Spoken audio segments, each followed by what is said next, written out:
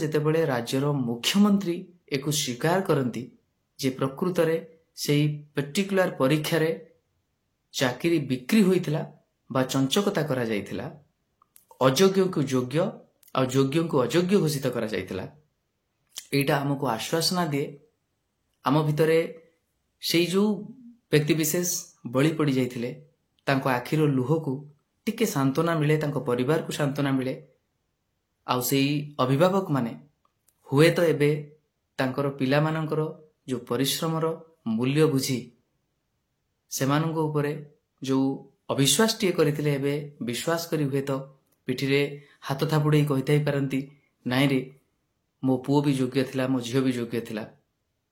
ହୁଏତ ଏ ବ୍ୟବସ୍ଥା ଠିକ୍ ନଥିଲା, ଆଉ ସେତେବେଳେ ଆମେ ଆମ ପିଲାମାନଙ୍କୁ ସହାୟତା ନକରି ସହଯୋଗ ନକରି ଆମେ ଭାବିଥିଲୁ ଯେ ମୋ ପିଲାଟି ପାଠ ପଢ଼ୁନି ବୋଲି ପାଇଲାନି। ବହୁତ ଉତ୍ଥାନ ପତନ ଆସିଛି, ୟା ଭିତରେ ଅନେକ ବନ୍ଧୁ ମଧ୍ୟ ସୃଷ୍ଟି ହୋଇଛନ୍ତି, ଅନେକ ଶତ୍ରୁ ମଧ୍ୟ ପାଲଟି ଯାଇଛନ୍ତି। କିନ୍ତୁ ଖୁସି ଲାଗେ ଯେଉଁମାନେ ଆଜି ଚାକିରି ପାଇ ସଚିବାଳୟ ଭିତରେ ଅଛନ୍ତି ସେମାନେ ଯେତେବେଳେ କୁହନ୍ତି ଯେ ଆମେ ଏବେ ହୃଦୟଙ୍ଗମ କରୁଛୁ ଯେ ଯଦିଓ ଆମେ ନିଜେ ପରିଶ୍ରମ ବଳରେ ଚାକିରିଟି ହାତେଇଛୁ, ଏମିତି କିଛି ପିଲା ବି ଆମେ ଦେଖୁଛୁ ଆମ ଗହଣରେ ଅଛନ୍ତି ଯେଉଁମାନେ କେମିତି ସିଲେକ୍ଟେଡ୍ ହେଲେ ସେଇଟା ନିଶ୍ଚିତ ଭାବରେ ଆମ ସମସ୍ତଙ୍କୁ ଆଶ୍ଚର୍ଯ୍ୟଚକିତ କରୁଛି। ଜୟ Jagannath. Assistant section officer ASO secretariat ASO ନିଯୁକ୍ତି ପ୍ରକ୍ରିୟାକୁ ନେଇ ଅନେକ ସମୟରେ ଆପଣମାନେ ଅନେକ ଖବର ବି ଦେଖିଥିବେ। ସେତେବେଳେ ଅନେକ ଅନିୟମିତତାର ଖବର ଆସିଥିଲା, କିଛି ପ୍ରମାଣ ମଧ୍ୟ ମିଳିଥିଲା। କେହି କେହି ଏହାକୁ ମିଛ ଆରୋପ ବୋଲି କହିଥିଲେ, କିନ୍ତୁ ସବୁବେଳେ ଆମେ ଯେଉଁମାନେ ନିରନ୍ତର ଏହି ପ୍ରକ୍ରିୟାର ସ୍ୱଚ୍ଛତାକୁ ନେଇ ପ୍ରଶ୍ନ ଉଠାଇଥିଲୁ ଆଉ ଯାହା ଯାହା ତଥ୍ୟ ଆମ ହାତରେ ଥିଲା ତାକୁ ନେଇ ଆମେ ନ୍ୟାୟାଳୟର ଦ୍ୱାରସ୍ଥ ହୋଇଥିଲୁ, ସେତେବେଳେ ମଧ୍ୟ ବିଜୟ ବି ମିଳିଥିଲା, ତାପରେ ପରାଜୟ ବି ମିଳିଥିଲା।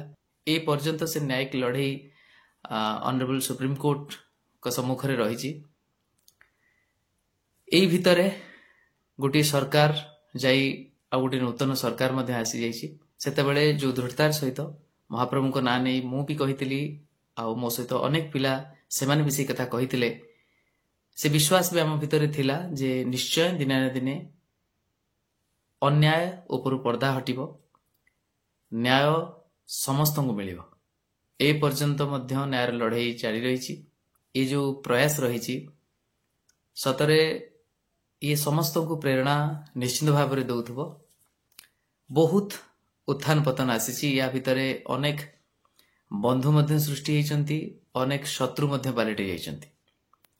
କିନ୍ତୁ ଖୁସି ଲାଗେ ଯେଉଁମାନେ ଆଜି ଚାକିରି ପାଇ ସଚିବାଳୟ ଭିତରେ ଅଛନ୍ତି ସେମାନେ ଯେତେବେଳେ ଆମର ଏହି ପ୍ରୟାସକୁ ସପୋର୍ଟ ବି କରନ୍ତି, କୁହନ୍ତି ଯେ ନାଇଁ ଆମେ ଏବେ ହୃଦୟଙ୍ଗମ କରୁଛୁ ଯେ ଯଦିଓ ଆମେ ନିଜେ ପରିଶ୍ରମ ବଳରେ ଚାକିରିଟି ହାତେଇଛୁ, ଏମିତି କିଛି ପିଲା ବି ଆମେ ଦେଖୁଛୁ ଆମ ଗହଣରେ ଅଛନ୍ତି ଯେଉଁମାନେ କେମିତି ସିଲେକ୍ଟେଡ୍ ହେଲେ ସେଇଟା ନିଶ୍ଚିତ ଭାବରେ ଆମ ସମସ୍ତଙ୍କୁ ଆଶ୍ଚର୍ଯ୍ୟଚକିତ କରୁଛି। ମୁଁ ଏଇ କଥା ସ୍ପଷ୍ଟ ଭାବରେ କହିବାକୁ ଚାହେଁ, ଯେଉଁମାନେ ସଚୋଟ ଅଛନ୍ତି, ଯେଉଁମାନେ ଏବେ ସର୍ଭିସରେ ଅଛନ୍ତି ଆଉ ଯେଉଁମାନେ କୌଣସି ନା କୌଣସି କାରଣରୁ ଆଜି ଚାକିରିଟି ହାତେଇ ପାରିନାହାନ୍ତି, ସେବାର ସୁଯୋଗରୁ ବଞ୍ଚିତ ହୋଇଛନ୍ତି, ସମସ୍ତେ ଏ କଥା ଉପଲବ୍ଧି ବି କରୁଛନ୍ତି ଆଉ ଉଣା ଅଧିକେ ନିଜ ବ୍ୟକ୍ତିଗତ ସ୍ତରରେ ନିଜର ନିୟର ଆଣ୍ଡ ଡିୟର ମାନଙ୍କୁ ଏ କଥା କହୁଛନ୍ତି ଯେ ପ୍ରକୃତରେ ଏଠି ଦୁର୍ନୀତି ହୋଇଛି। ଯେକୌଣସି ରାଜନୈତିକ ବିଚାର ରଖିଥିବା ମଣିଷ ବା ନେତା ବା କର୍ମୀ ସମସ୍ତଙ୍କ ମନରେ ଏହି ପ୍ରଶ୍ନ ବି ରହିଛି ଆଉ କୋଉଠି ନା କୋଉଠି ଧୀରେ ଧୀରେ ସେ ଉତ୍ତର ବି ପାଇସାରିଛନ୍ତି ଯେ ନା ପ୍ରକୃତରେ ଏ ପରୀକ୍ଷାରେ ସେଭଳି ସ୍ୱଚ୍ଛତା ନଥିଲା, କିଛି ନା କିଛି ଘଟିଥିଲା ଯୋଉଟା କି ଆମ ହାତରେ ହୁଏତ ପ୍ରମାଣ ନଥିଲା। ଆମେ ତ କେବଳ ଚଞ୍ଚକତା ଉପରେ କିଛି ପ୍ରମାଣ ପାଇଥିଲୁ, ସେଇଥିରେ ଆମେ ଲଢ଼େଇ ଚାଲିଛି। କିନ୍ତୁ ଯେତେବେଳେ ଓଡ଼ିଶାର ମାନନୀୟ ମୁଖ୍ୟମନ୍ତ୍ରୀ ମୋହନ ଚରଣ ମାଝୀ ନିଜେ ଗୃହ ଭିତରେ ଏ ବିବୃତ୍ତି ରଖୁଛନ୍ତି ଯେ ପୂର୍ବତନ ସରକାର ସମୟରେ ଏଇ ଯେଉଁ ଏଏସଓ ନିଯୁକ୍ତି ହୋଇଥିଲା ସେଥିରେ ଚଞ୍ଚକତା ଥିଲା ଆଉ ଚାକିରି ବିକ୍ରି ହୋଇଥିଲା। ମୁଁ ସାଧୁବାଦ ଦେବି, ଧନ୍ୟବାଦ ଦେବି ମାନନୀୟ ମୁଖ୍ୟମନ୍ତ୍ରୀଙ୍କୁ। ତା ସହିତ ଯେମିତି ଦୃଢ଼ତାର ସହିତ ପୂର୍ବ ସରକାରଙ୍କୁ ବି ପ୍ରଶ୍ନ କରିଥିଲି, ଏ ସରକାରଙ୍କୁ ମଧ୍ୟ ପ୍ରଶ୍ନ ପଚାରିବାକୁ ଚାହେଁ।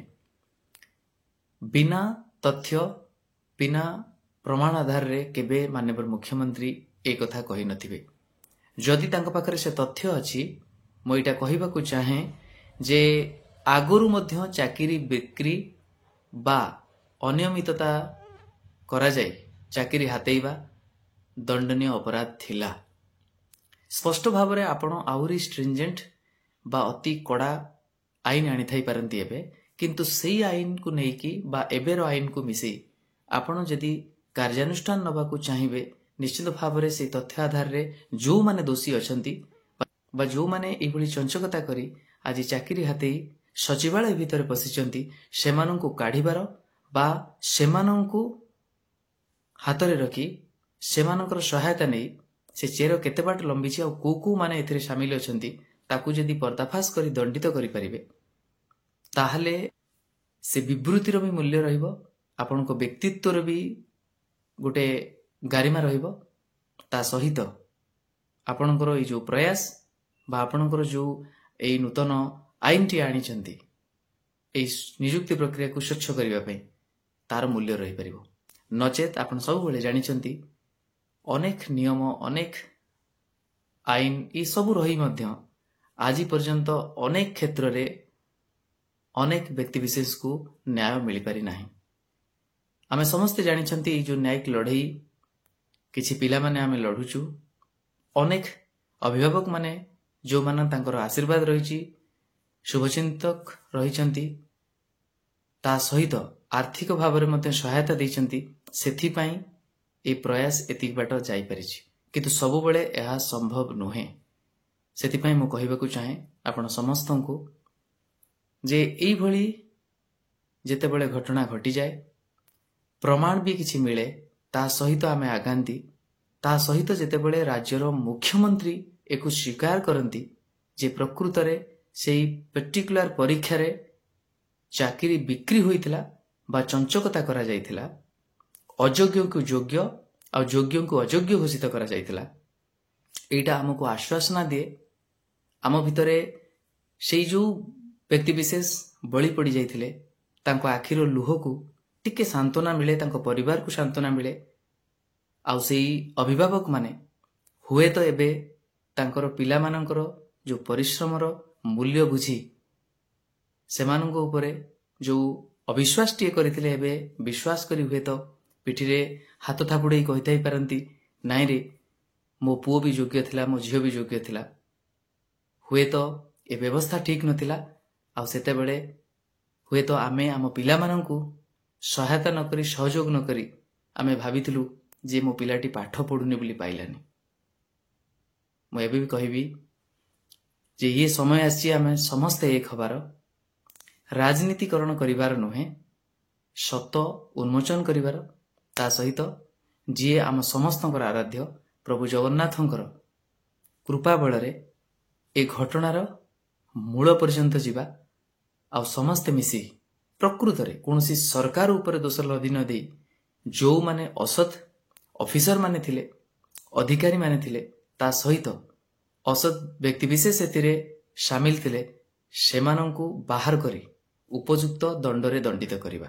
ଏଇ ଗୋଟିଏ ଘଟଣାର ପର୍ଦ୍ଦାଫାଶ ଯଦି ହୋଇଯାଏ, ସବୁ ସତ ଯଦି ସାମ୍ନାକୁ ପଳେଇ ଆସେ, ତାହେଲେ ଆସନ୍ତାକାଲି ଯେକୌଣସି ପରୀକ୍ଷାରେ, ଯେମିତି ଆପଣମାନେ ଜାଣିଛନ୍ତି RI ଅମିନ ପରୀକ୍ଷାରେ ଦୁର୍ନୀତିର ଗନ୍ଧ ରହିଛି, ଫରେଷ୍ଟ ଗାର୍ଡ ପରୀକ୍ଷାରେ ଅନେକ କଥା ଏମିତି ଆସିଛି ଯେଉଁଟାକି ସମସ୍ତଙ୍କୁ ଆଶ୍ଚର୍ଯ୍ୟଚକିତ କରିଛି।